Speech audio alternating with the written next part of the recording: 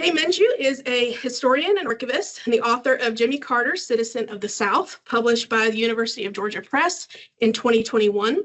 Her earlier book, A President in Our Midst, Franklin Delano Roosevelt in Georgia, was published in 2016 and earned her the Georgia Author of the Year Award for History the following year. That book also inspired a documentary that aired on Georgia Public Television. In addition, Kaye co-authored Managing Local Government Archives with John H. Slate, which received the Christine Zanotti Award from ARMA International. She currently serves on the Georgia Historical Records Advisory Council and has also been a member of the National Historical Publications and Records Commission. Everyone, please help me in welcoming Kaye Minchew to the Georgia Archive.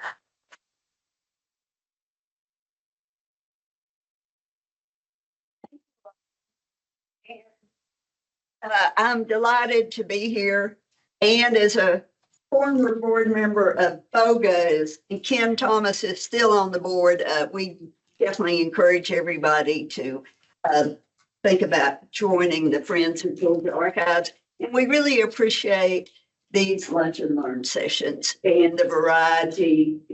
Not been before, they have a great variety of topics. And thank you for doing that. Georgia Archives has had a fun week this week, as you can see by the plastic downstairs. So we're delighted to all be here and be doing this. And my book relies, both the book on Jimmy Carter and Roosevelt rely heavily on oral histories and photographs. And so what I hope we'll wrap up by doing is having a discussion about Carter's legacy and what y'all think is important. And so let's start with a definition of legacy. So we were at a funeral last night, sort of a celebration of life for somebody who died at age 57, and 3 different people cited dictionary definitions from the dictionary about their topic. So, and I did this earlier this week. So legacy, the first definition being the amount of money somebody's leaving. We're not talking about that. No amount of money would ever compare to Jimmy Carter's actual contributions. But we'll focus on the second contribution, which is the long-lasting impact, particular events, actions, etc., that took place during a person's life. So that's really what we're talking about, the impact of actions taken by Jimmy Carter through his lifetime. So one of your, the occasional Jimmy Carter trivia question on Jeopardy or New York Times crosswords question: who was the first president of the United States to be born in a hospital?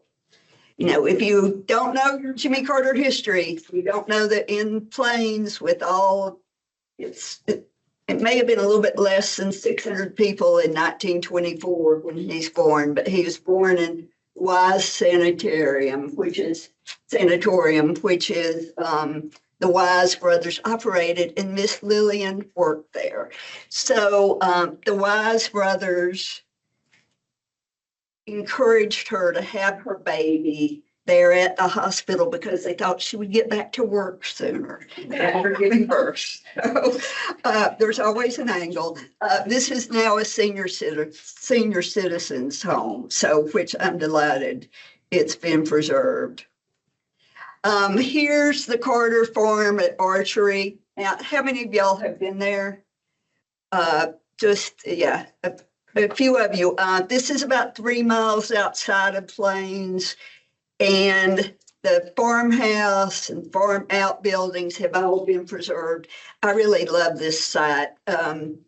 It's because it's farm life in the 1920s and 30s that's been preserved. So my parents grew up in Western North Carolina, but you could still sort of see them there. But the other thing that's my favorite thing in the whole house, there's a desk near the front door. The family referred to the desk as Mother because Miss Lillian worked, and she would leave them notes, they would leave her notes. So the desk was called Mother. So I do love the desk. Here's Jimmy and Rosalind in 1946. They knew Jimmy was there. Miss Lillian helped deliver Rosalind. Jimmy was 3 years older. He was there when Rosalind was born. Then the family moves out to Archery, 3 miles away. Rosalind ends up being really good friends with one of Jimmy's sisters. The story was that she fell in love with Jimmy's picture of he was in the Navy. Jimmy graduated after 11 years from Plains High School, went to Georgia Southwestern College, then to Georgia Tech, and then to the Naval Academy. And he'd always wanted to be in the Navy. So here they are in July 1946, and, the world awaits for them, the adventures. And Rosalind very much thought, and Jimmy thought they would make it a career. Here's Jimmy in a nuclear sub in the early 1950s, and that was really state of the art. That was the place to be if you were in the Navy in the 1940s and 1950s. They were in New York, they were in Hawaii, Virginia. They had their 3 sons by then. And then 1953, Earl Carter, Jimmy's father, gets elected to the Georgia Senate, and pretty soon after gets sick. He ends up dying of pancreatic cancer. Pancreatic cancer later takes the lives of Jimmy's brother Billy, his 2 sisters, other cancers. Breast cancer is the cause of Miss Lillian's death. So cancer really wipes out the family, and Jimmy gets cancer in 2015, is treated at Emory, but survives it. But so in 1953, Jimmy and Rosalind come back to Plains they thought a visit. All these people were coming, talking about how much they owed everything to Earl Carter, that he had been kind to them, he had helped them. And Jimmy realized that he could stay in the Navy all his life and not have the same influence on a community that his father did. So he goes from helping operate a nuclear sub to being a peanut farmer, and they take over the peanut warehouse business. Miss Lillian didn't want to run the business. Brother Billy was about 10 years younger, really not old enough. So then another trivia question for you, and this is not it, but who's the president of the U.S. to live in public housing? And it was Jimmy and Rosalind. When they moved back in 1953, there was a housing shortage in Plains. We live in LaGrange now. I know there was a housing shortage then, that even into the early 60s, it was hard for somebody new to find a house. So Jimmy and Rosalind live in public housing for a year, and that's now the home for the Plains Heritage Trust.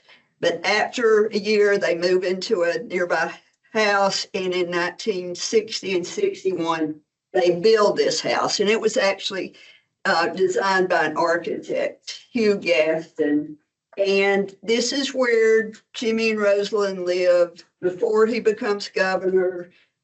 Then after he leaves the presidency, he comes back here. The house has been updated a few times. They enclosed the garage because they no longer needed to park cars there after the end of the presidency because Secret Service would drive them. They reinforced the attic to store records and such. I checked this morning, the word is that, if anybody knows more, this is going to be open to the public possibly sometime this summer. I don't know what they're doing about parking and such, but even when Jimmy and Rosalind were still there, you could drive by, you could see it from the main road, and you could see where the Secret Service parked, but it's very much a 1960s ranch house.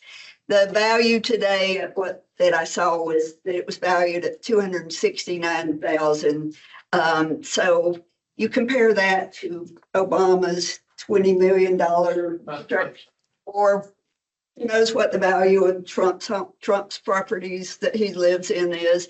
And so here's a nice 1961 ranch that Jimmy and Rosalind lived in. In 1962, in Georgia, there were lots, well, in the US, there were changes to voting laws. And Georgia had what was called the county unit system. And that meant that little tiny counties like Whitman County, Georgia, could have exorbitant amount of power in elections. And they would be with 3 or 4 other counties, and you could control things. And so some of that was struck down. And Jimmy decides, sort of at the last minute, that he's going to run. And the word is that he comes down one morning in his Sunday clothes. And by this point, he'd been president of the Lions Club. He was on the school board. He was on the local planning authority. And so Rosalind asked him if he's going to a funeral. And he said, no, I'm going to run for the Georgia Senate. And he said later that he couldn't believe he didn't discuss it with her. And, certainly 1962, that was before some of the women's movement. But Rosalind says that they always thought Jimmy would enter politics.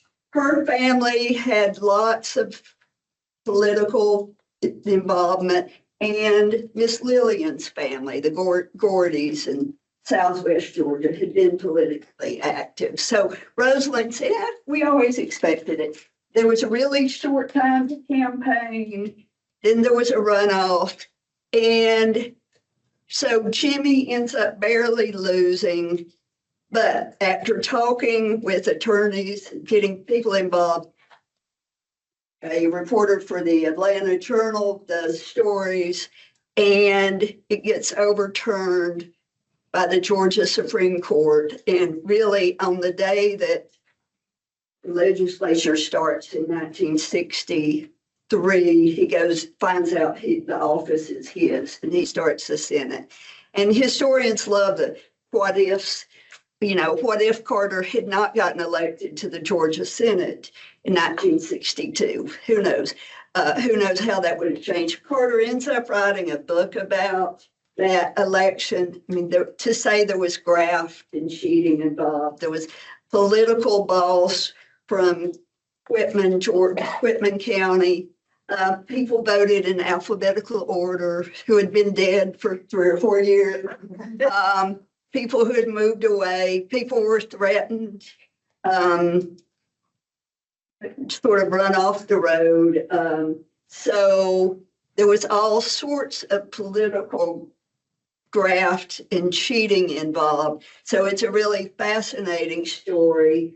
And thanks to people like the Pennington with the Atlanta Journal and Charles Curbo, who ends up being a great advisor to Carter, who was an attorney with King and Spalding, they were able to overturn the election and to stop some of the political bosses. So Carter serves 2 terms in the Georgia Senate. He famously decided early in his Senate time that he's going to read every word of every bill he's voting on. He takes up speed reading. And then in 1966, he decides to run for governor of Georgia and loses.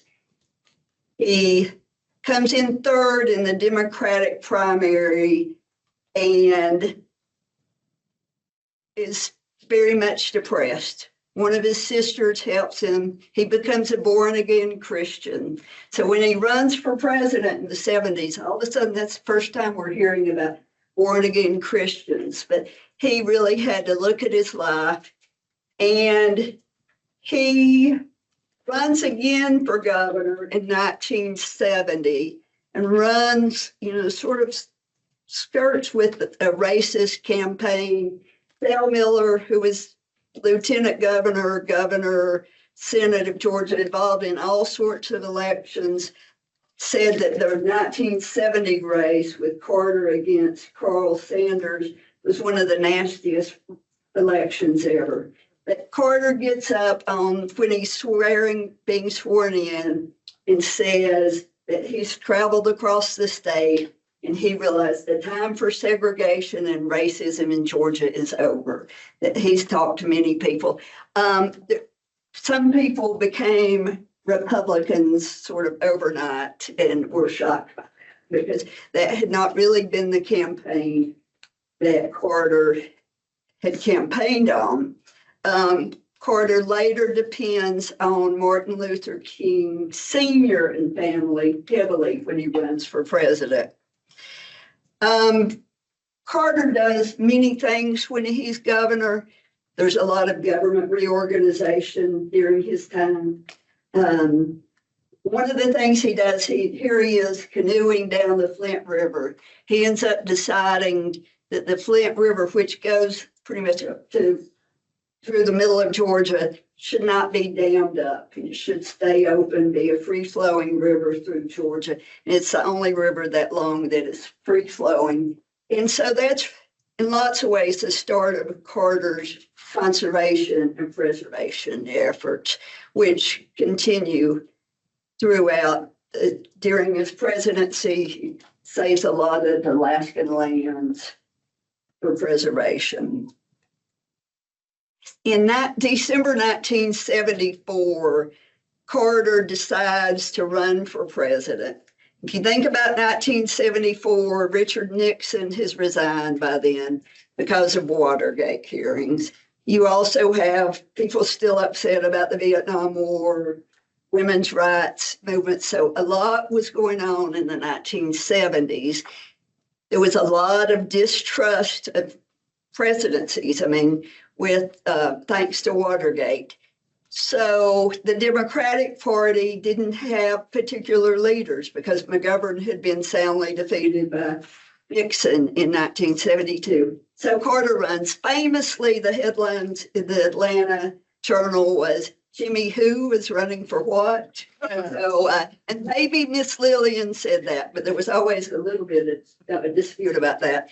But Carter ends up winning election, and here he and Rosalind, sort of got out of the cars and walked most of the way and showing that they were part of the people. So here's Jimmy Carter with Willie Nelson and others. Jimmy Carter was born, my mother was born a year after Jimmy Carter. Mom's favorite music was Lawrence Welk by far. So there's Jimmy Carter. And if you saw the movie, the documentary, Jimmy Carter, Rock and Roll President, Carter maybe partly figured out, and people like Hamilton Jordan that worked for him encouraged it. Like the Allman Brothers had concerts and helped Jimmy Carter raise money to have enough money to get elected.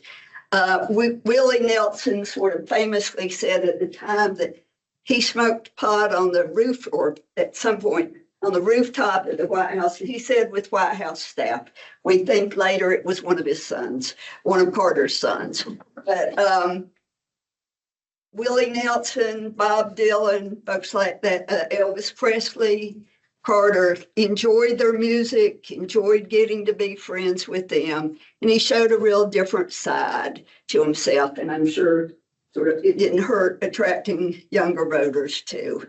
But there was a solid, Bob Dylan, I think, stayed at the Georgia governor's mansion when he performed here in Atlanta. So then during Carter's presidency, one, he did some things that maybe even Rosalind would have preferred that he saved to the second term, like the Panama Canal Treaty, returning Panama Canal to the Panamanians. Rosalind would have saved that to the second term because it didn't get a lot of support from, say, senators and members of the House of Representatives in the U.S. But what really killed the presidency was, and killed their chance of getting reelected, the economy was double-digit inflation for much of that. They really never could conquer the economy. And then 52 Americans were taken hostage by Iranian students. It was the start of Nightline. Every night, if you remember, you turned on TV, it was day 34, day 117. It was plagued them.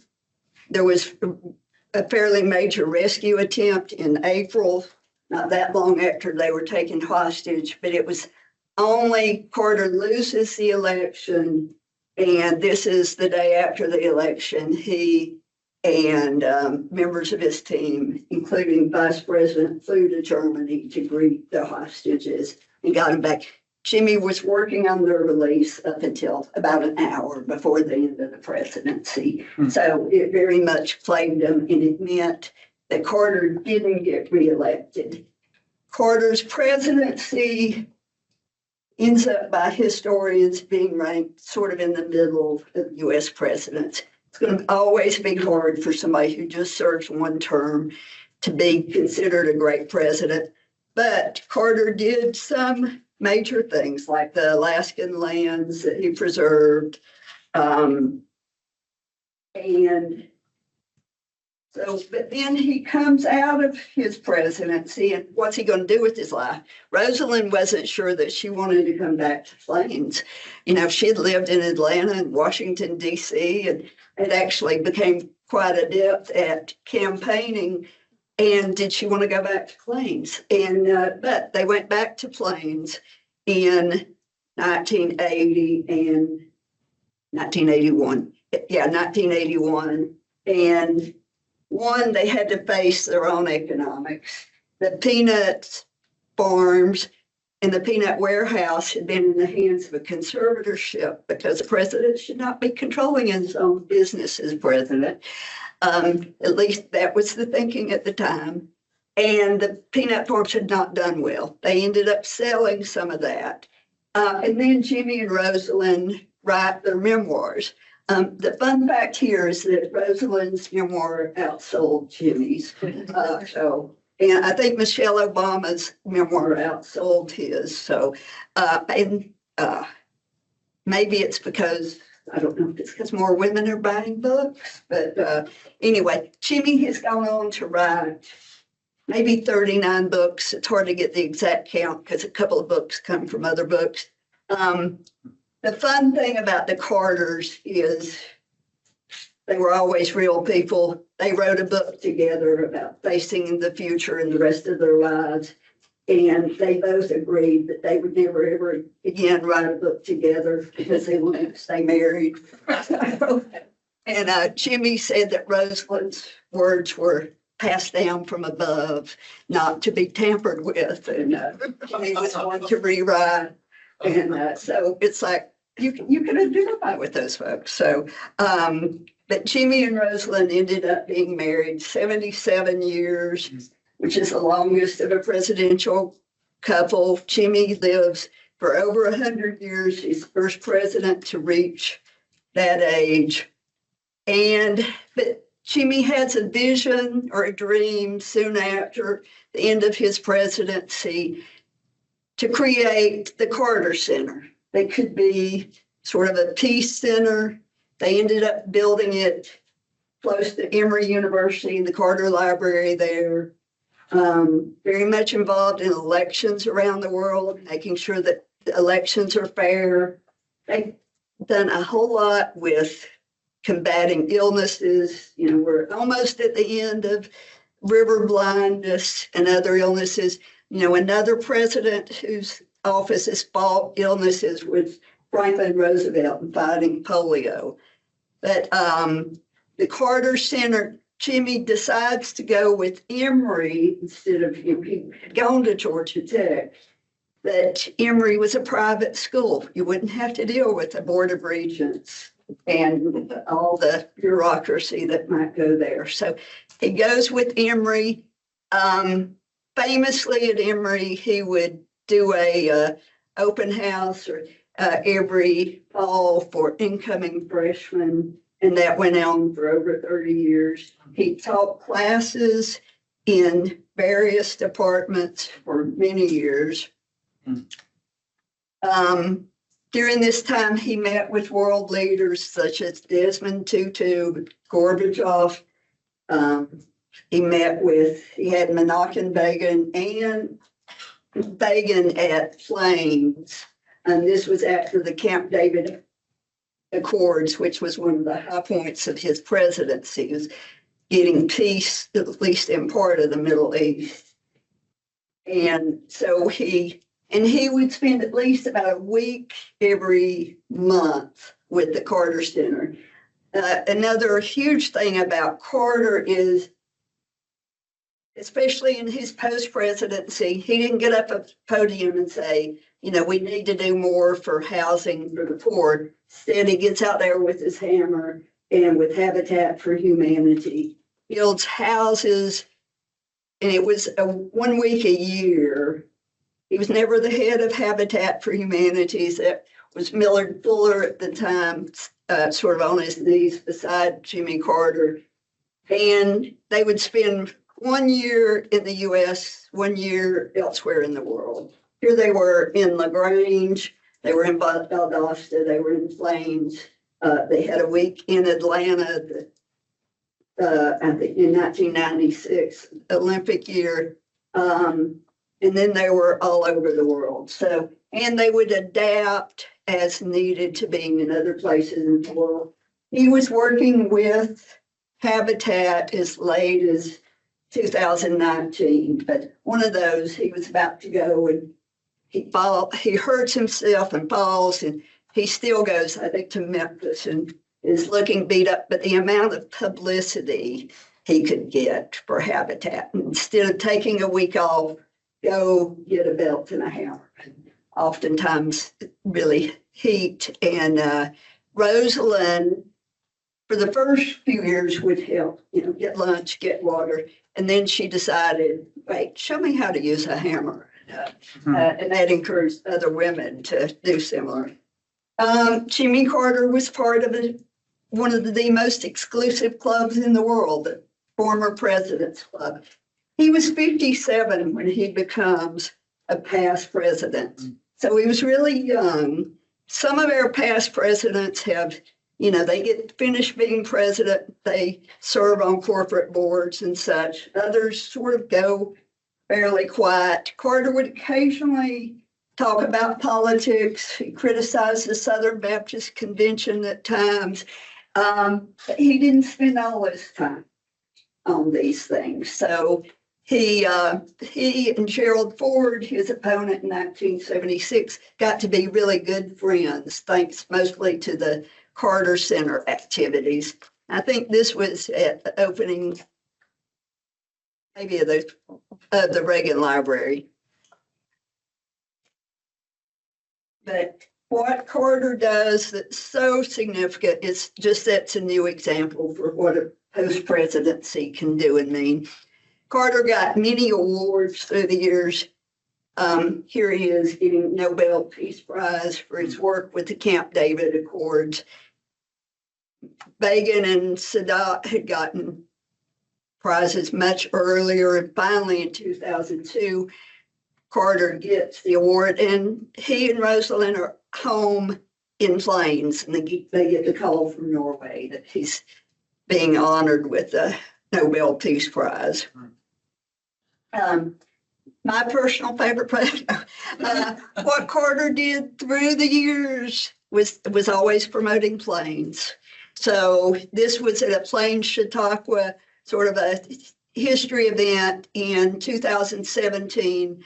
Focus was on Roosevelt.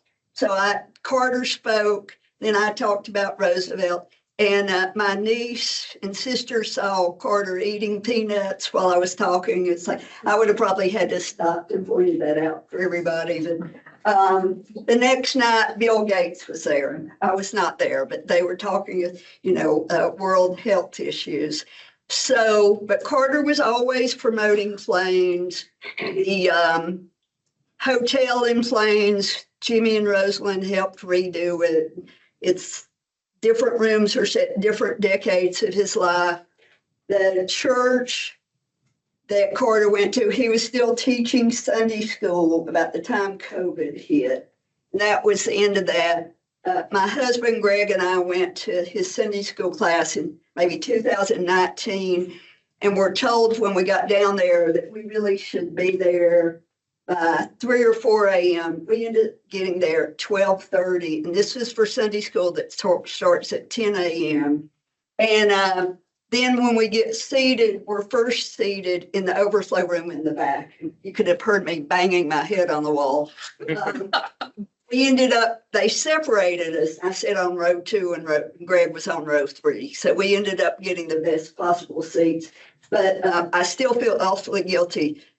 First Baptist in LaGrange is 10 minutes, maybe 7 or 8 minutes away from us. If we're late, I feel really guilty because I flashed to being there 9.5 hours early for Jimmy's service. But that day, Carter would recognize people from where they were at. There were especially Navy people, but there were people from all over the world that day. So, and Carter would teach Sunday school in Plains at Maranatha Church about once a month.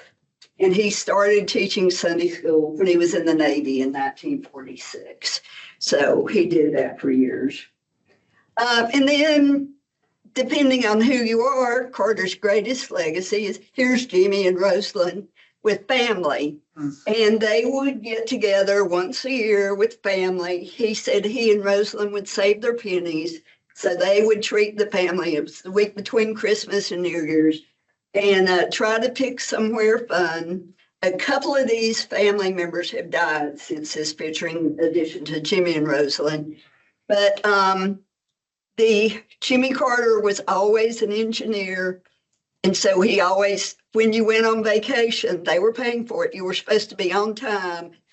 But Jimmy, as a birthday present for Rosalind, or maybe an anniversary present, he gave her permission to be late for their family gathering. So Rosalind could be late.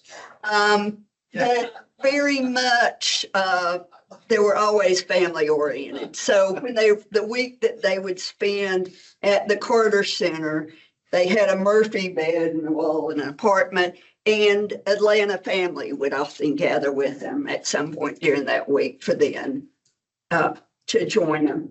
So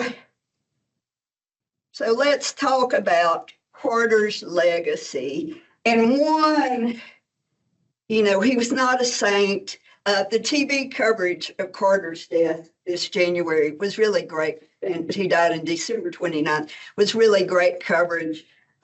Sometimes the announcers and commentators had too much time on their hands. You know, they were, you know, there's a parade, they're saying, oh, he would have been such a nice man to have worked for. And people that worked for him, you know, people like Hamilton Jordan and Jody Powell worked for him for years, but, you know, I think he was, if not a micromanager, close to it. And so he was never the easiest person for something like that. But so I would be interested here what y'all think, what you think is his most important legacies, his most important contributions. Ken, can I pick on you? Well, I knew the Carters through working on their genealogy. In 1976, I worked part-time for Georgia Life magazine, published in Decatur. My editor said, well, you've written on other Georgia governors' genealogy. Why don't you write on Carter's? Because he's going to run.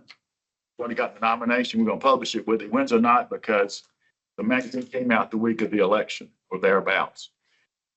And so that's when I gathered the stuff I'd already worked on about the Carters, the Gordies, and one of the state properties that was related to Carter when he was governor. I did meet him. First time I met him, I'd been in state government 2 months, and I went and had to go to the governor's office and present my research to him.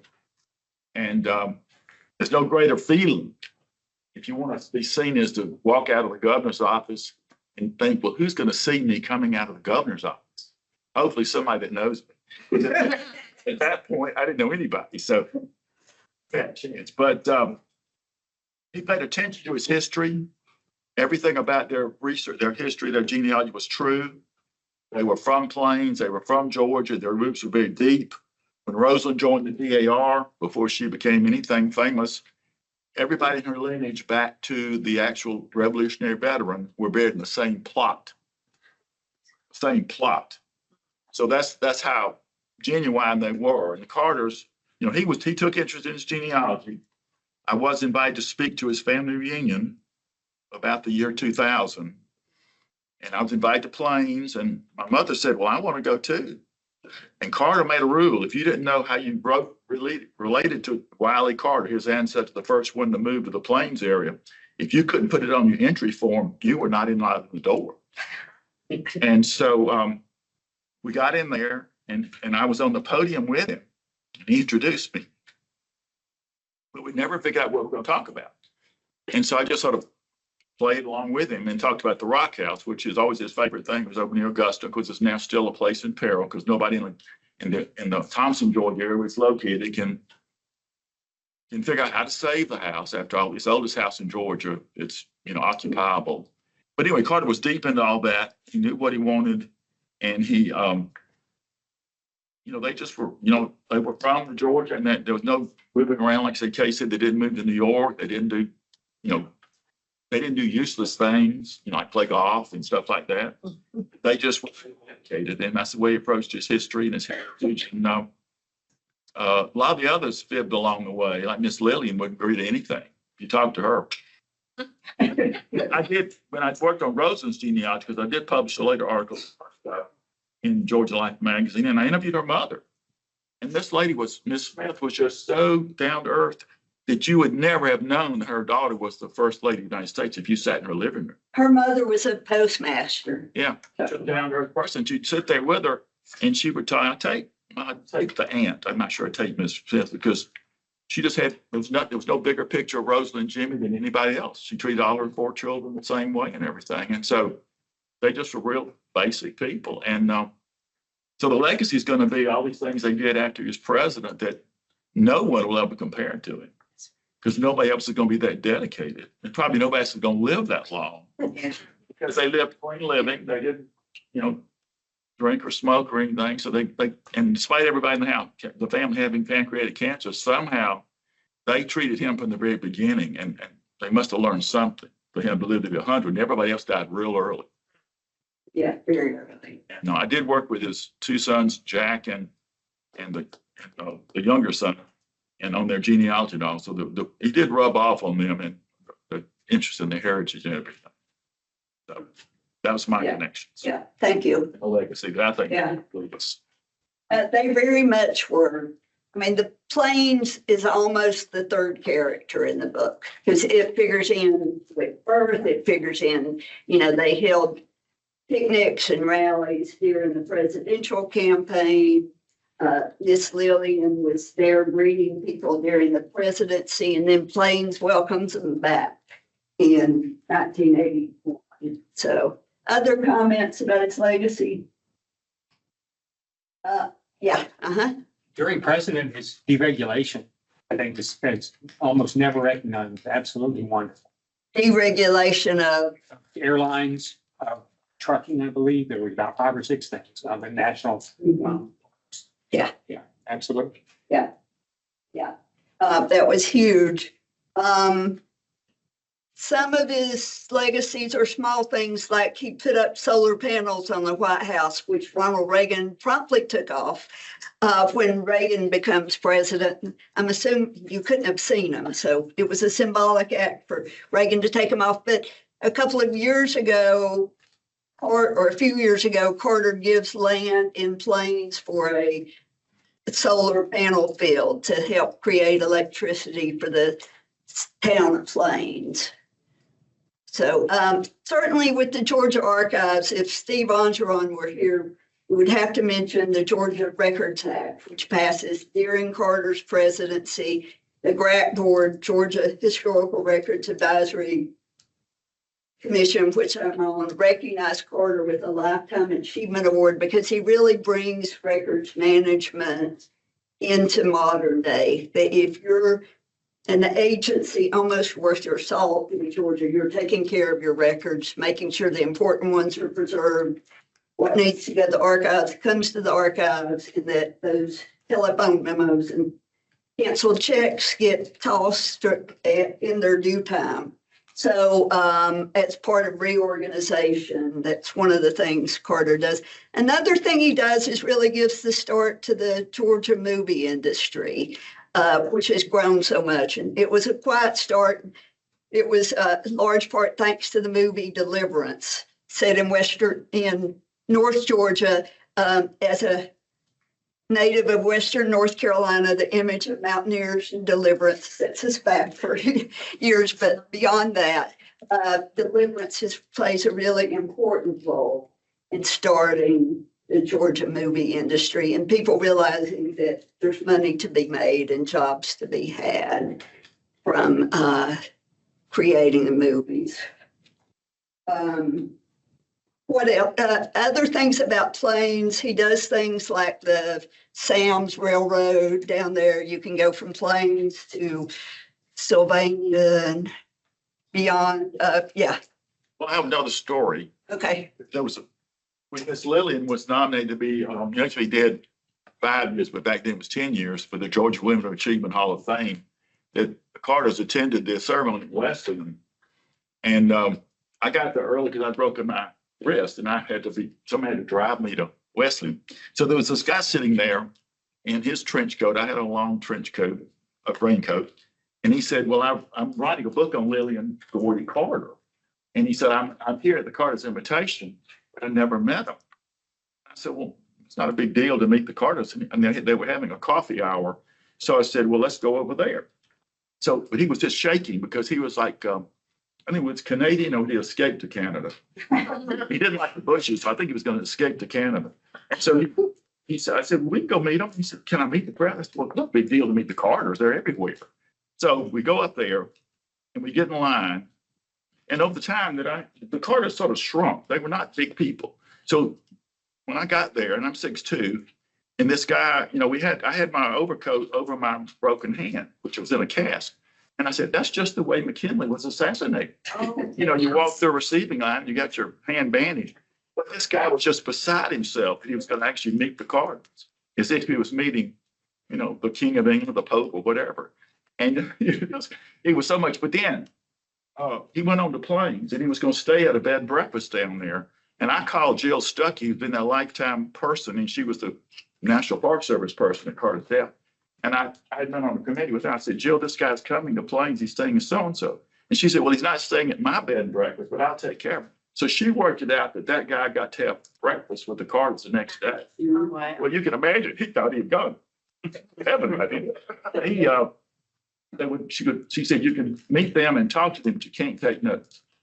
And for a historian, biographer trying to write a book, but he was just beside himself. And of course, the book sold about 10 copies. And it was on C-SPAN with his story, sold about 10 people. But that's just my story of how nice they were. Yeah. And they really just, Jill got it worked out and they saw him the next morning. And Barbara. He was relatable. Yeah. I mean, from that first picture at the inauguration where they got out of the car and walked down, instead of staying in the car. And I'm sure Secret Service went nuts over that. But he was so relatable. I've never seen or heard of a time where he didn't have time for somebody, regardless of who you were, what your status was. He always had time. And even up at the very end when in teaching Sunday school, he was there. And that towards the end, that had to be quite a strain on him. But he kept doing that because that's what he felt his calling was. He was famously if he and Rosalind were on a Delta Airlines flight, which was their favorite airlines, being a Georgia Airlines, if they were on, they would greet everybody on the plane and talk to them. Or, they stopped at Chick-fil-A in Columbus and had lunch between planes and wherever they went. And so they're greeting everybody. And Barbara and I went to UNC Asheville together, but she was not there the day in March of 1976. Carter was campaigning for the Democratic nomination, and North Carolina was real essential. He sort of makes a last minute stop at UNC Asheville. And so I met him and we somehow got the time wrong. We went about a half hour early, ended up sitting on row 3 behind people like the ABC reporter, Sam Donaldson, right behind him. Then Carter leaves. And I thought we'd just missed him. He works all the way around the room and ended up being some of the last people to shake hands with him. He said, y'all study hard. And that turned out to be one of his campaign strategies was to shake hands with as many people as he could at these events. And again, I think that's different from today too. I heard a story about Carter during his Navy days when he was working with nuclear energy, and there was some kind of problem in a nuclear plant, and he organized the group that would send one person in at a time, and they would get. Do you know the story? No, I don't. But I focus more on things in the South, especially. So that was not. Because of his nuclear background, he was asked to organize it. Yeah. And since there was a problem in the plant, I think it was in Canada, but I'm not sure. Anyway, he had like the little tags on, and people would go in and they do the work they could, and then they were out and they never got to go back in. And he organized the whole thing, and they successfully rehabilitated that plant.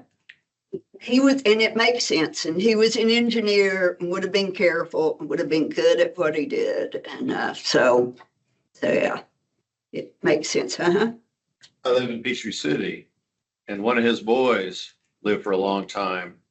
My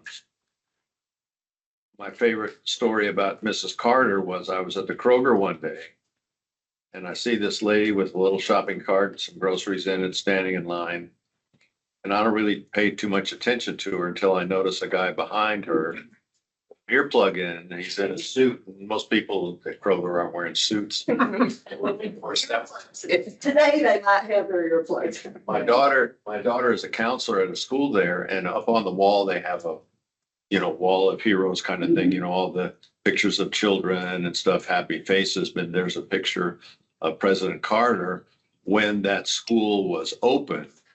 And of course, one of his grandkids was attending there. So President Carter and Mrs. Carter were there in the middle, and then their grandkid and their son and all those people are there. And every time I go into that school, I see that picture there. And so that's a bit of their humanity. I don't know how many times he spoke at graduation for McIntosh High School, which was a quarter mile from where his son lived. So. Well, and one thing that Carter's didn't do was start a political dynasty. That son or another son ran for office. Jason Carter was elected to the Georgia Senate for a couple of terms in the 2010-ish. He really helped us, the Friends of Georgia Archives and others, as we tried to save the Georgia Archives from being closed, with a staff of 3 or 5 and by appointment only. And Jason Carter was a new senator, but he sort of provided guidance on what you need to get in and see, and he was helpful with that. Jason ran for governor in 2014, I think, and was defeated, but it was Governor Dill's second term. And I think he was recently announced that he's not going to run for governor of Georgia next year. But Carter's family, compared to, for a little while there, the Bush family, every time he turned around, they were getting governor of Florida or Texas or somewhere. And so the Carter family did not create a political dynasty like that, but we'll see with future generations. Another big thing that Carter does was, and I mentioned the solar panels, he was big on energy conservation. 1970s, we seem to love those huge cars. He started the mandate that cars should get better gas mileage, and some of that stuff was terribly unpopular. You later have these Hummers and things, but that was a big push of Carter's. So his legacy during his presidency is sort of appreciated more, but certainly his time as post-president, it's going to be hard for anybody to ever compare to that. But at the very least, he should be inspiring these people with their activities as post-president. Other comments? Or do you have a story of meeting Carter or seeing him? So, one thing I loved, I'm a member of LaGrange Rotary, and you go to these meetings every week, but there's Carter in the 1960s, and he had been Lions Club president, and then Lions, sort of their district governor. And so when he was running for governor, he calls on the Lions clubs around, and I'm sure he did more of that as president too. So his term and both his life and then his post-presidency. And then one final thing about creating the Carter Center and the Carter Library. James Laney was president of Emory, and he went with Carter to try to raise money for those. And those things have done great. But if you think about the early 80s, Carter's just been soundly defeated by president. And why does a corporation want to give money to this idea of the Carter Center? And so Laney talked about how terribly hard it was to go with him to raise money. But then over time, Carter both convinced corporations of that. And then you think of all the university interns who have worked at the Carter Center, and the Carter Center, both there and then at like Georgia Southwestern. Part of Rosalind's efforts on that is more focused on treatment for the mentally ill, also treatment for caregivers, just so that for caregivers to be able to better handle their really tough jobs at times.